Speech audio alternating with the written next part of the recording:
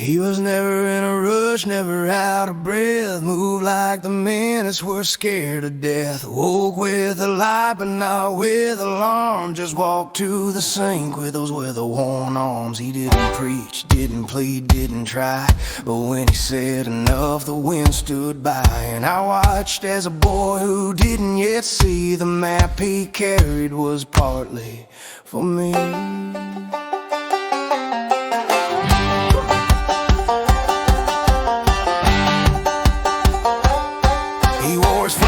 Tucked in clean, not out of pride, not to be seen, because there's right ways to face the day. Even when the light pulls far away, we dig for worms or paint the shed, and he'd ask small questions in my head, not out loud but by how he moved. He made you wonder what he knew. He knew where the line was drawn and never had to say it's strong.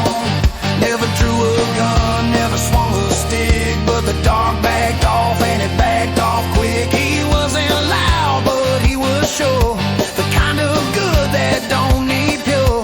And when the world got strange or wrong, he knew where the line was all along.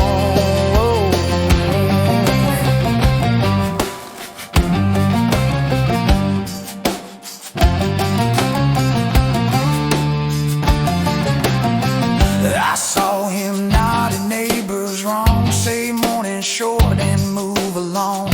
And only later, years gone, why did I learn what they had tried to hide? He didn't name the evil plain, didn't gossip, didn't explain, but he set a chair by every door and dared the devil to try one more. He taught me things you don't forget, like how to feel when the ground gets wet, but there ain't no rain and the birds don't sing, and the stillness hums like a puppet string. He'd clear his throat, then change the tune, stir the pot and watch the moon.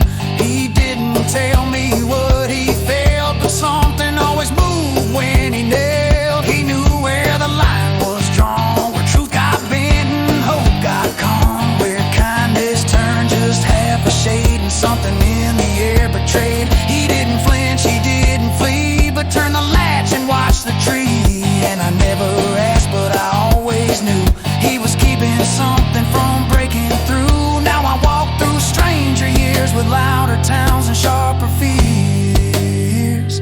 But when I pause before I speak, when I wait to hear the silence creep, I feel him standing just behind, with calloused hands and a quiet mind. And I see now what he gave for free, the kind of sight that watches me.